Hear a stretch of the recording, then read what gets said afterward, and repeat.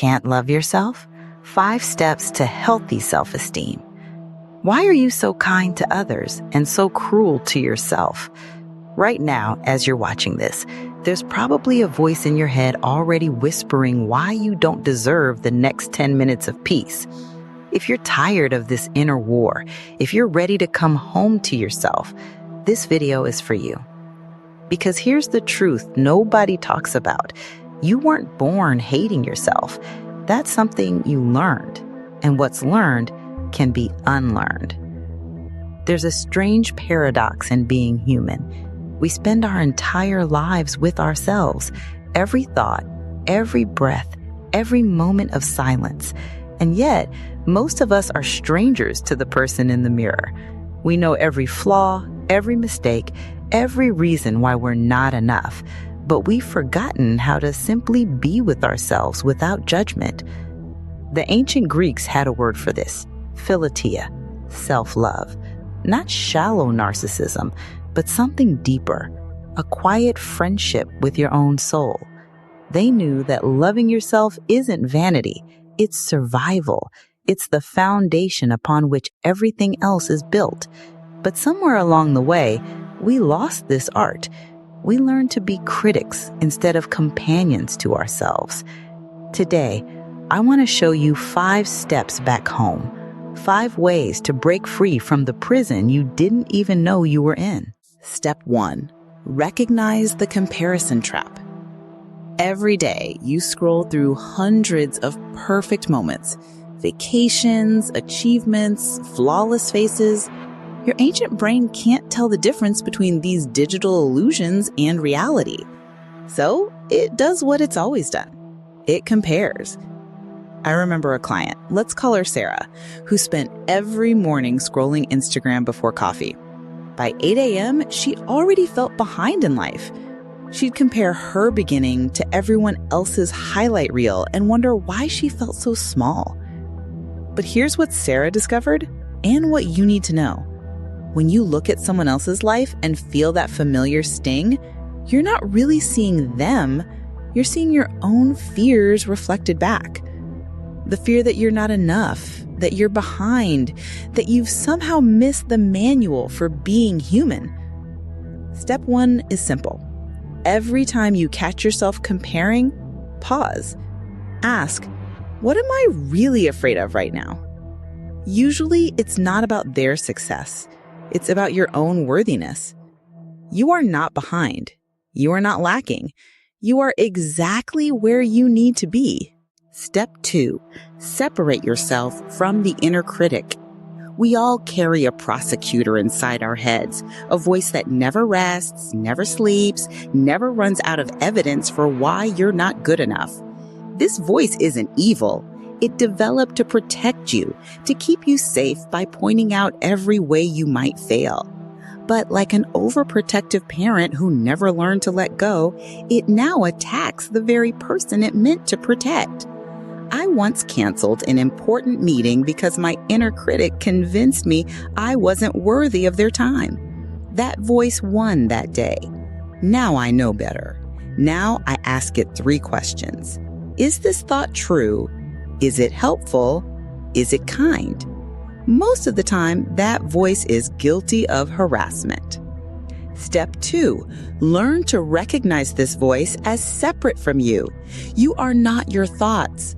You are the awareness that observes your thoughts.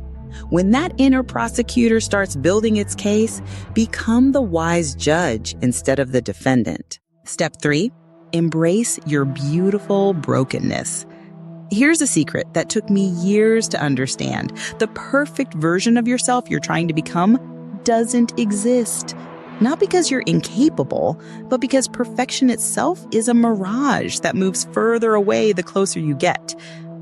The Japanese have a beautiful concept, wabi-sabi, finding beauty in imperfection. A broken bowl mended with gold isn't ruined. It's more beautiful because now it has a story. Your scars aren't bugs in your programming. They're features. They're what make you irreplaceably, authentically you. Step 3, start looking for the gold in your cracks.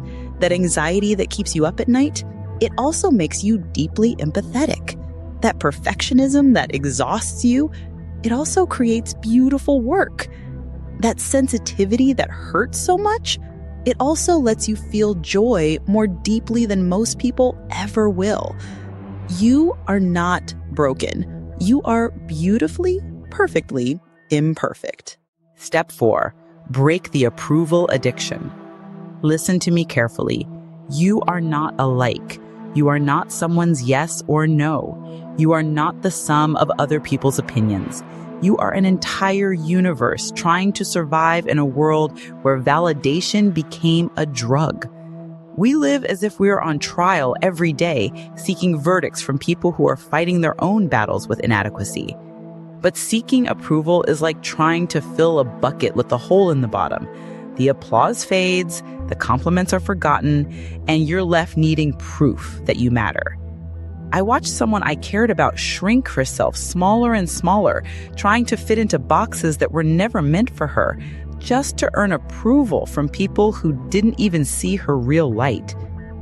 Step 4, start giving yourself the approval you seek from others. Celebrate your small wins. Acknowledge your efforts, not just outcomes. Become your own cheerleader before expecting others to pick up the pom-poms. You don't need permission to take up space. You already belong here. Step 5, practice existence gratitude. Most of us carry an invisible backpack of reasons we should be grateful. We know we should appreciate what we have, but knowing and feeling are different things. Real gratitude isn't about what you have. It's about recognizing the miracle that you are. That consciousness somehow learned to experience itself through your eyes. That love found a way to speak with your voice.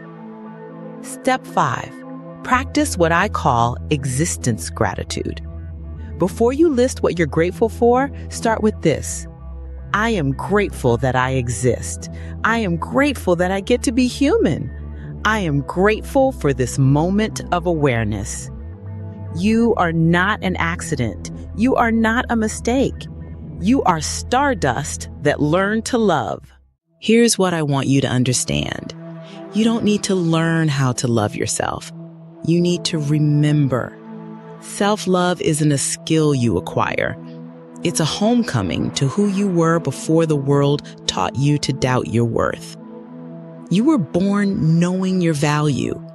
Watch a child sometime. They don't question whether they deserve love. They simply expect it, as naturally as flowers expect sunlight. That child is still inside you, waiting patiently for you to remember.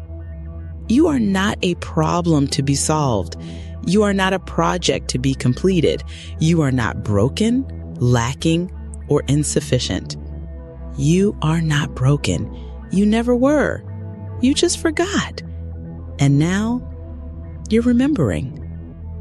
Tonight, before you sleep, I want you to do something radical. Write yourself a letter. Not a to-do list, not criticism, not goals, a thank you note. 1 paragraph. Thank yourself for making it through today, for trying, for surviving, for being brave enough to watch this video and consider that maybe, just maybe, you're worth loving. 1 letter, 1 step home, to yourself. The Greeks were right about philautia. Self-love isn't selfish, it's sacred. It's the quiet revolution that changes everything, not by making you better, but by helping you remember what was always true. You were worthy of love from your first breath. You still are. You always will be. The question isn't whether you deserve love. The question is, are you brave enough to give it to yourself? You are enough. You have always been enough. You will always be enough. Start there.